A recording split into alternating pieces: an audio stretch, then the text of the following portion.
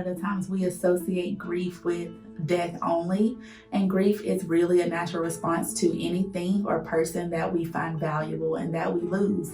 Something that's close to us, whether it's a job, friendships, social connections, and loss of loved ones. So grief is not this thing that we can just box in and we can say it's only tied to this one particular thing.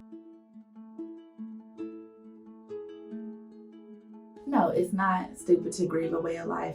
I feel like a lot of the times we try to rationalize grief. So it's not a rational thing. We have to experience it. So when I grieve, or when we grieve and we're having this grieving process, it's about saying that this is how I feel and my feelings are valid, even if they're small to us or to other people. This is how I feel. I feel a disconnect from my friends. I feel a loss from weddings and the things that we used to be able to do and be able to go out into the world freely without a mask on. So I'm grieving the way that we were able to have freedom or social connections. It's not dumb. It's grieving how you feel, the loss that you're experiencing from that thing.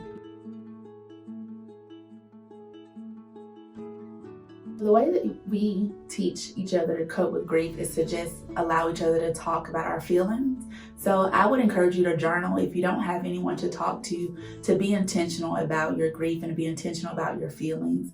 So find you a friend that you can talk to if you don't like to write.